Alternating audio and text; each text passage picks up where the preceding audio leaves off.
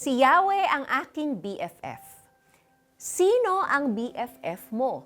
Matagal mo na ba siyang kakilala, like from your childhood days? O naging close kayo dahil sa inyong trabaho? O di kaya ay magkasama kayo sa Bible study group? Siguro ay madalas kayong nag-uusap at lumalabas dahil enjoy ninyo ang isa't isa. Ilang Bible characters ang mababasa nating merong close relationship with God. Sa Genesis, madidiscover natin na naglakad ang Panginoong Yahweh sa halamanan at dooy nakipag-usap sa nilikha niyang lalaki at babae tungkol sa kanilang pagkakasala. Hindi lamang sila basta hinatulan, kung hindi kinausap pa. Ilang beses din kinausap ni Yahweh si Abraham mula sa pag-alis niya at ng kanyang mga kamag-anak sa Haran hanggang sa pangakong pagdami ng kanyang lahi.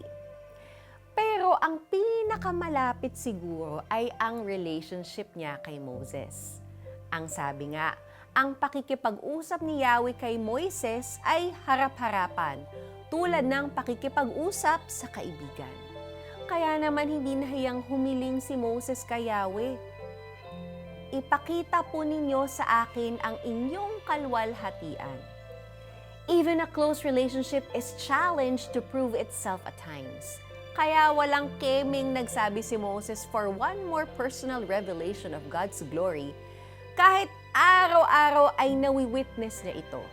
Ang sagot ni Yahweh, makikita mong lahat ang aking kalwalhatian at bibigkasin ko sa iyo ang aking pangalan, Yahweh.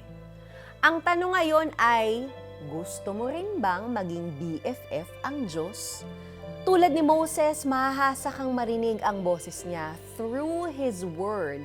Kaya, hindi ka mahihirapang sundin siya. Mawawala ang iyong insecurities and you will be confident in what He asks you to do.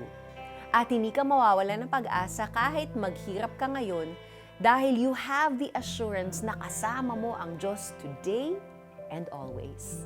So let's pray. Lord, help me to get to know you better and become your friend. In Jesus' name I pray, Amen. Isulat ang 3 bagay na gagawin mo to have a closer relationship with God.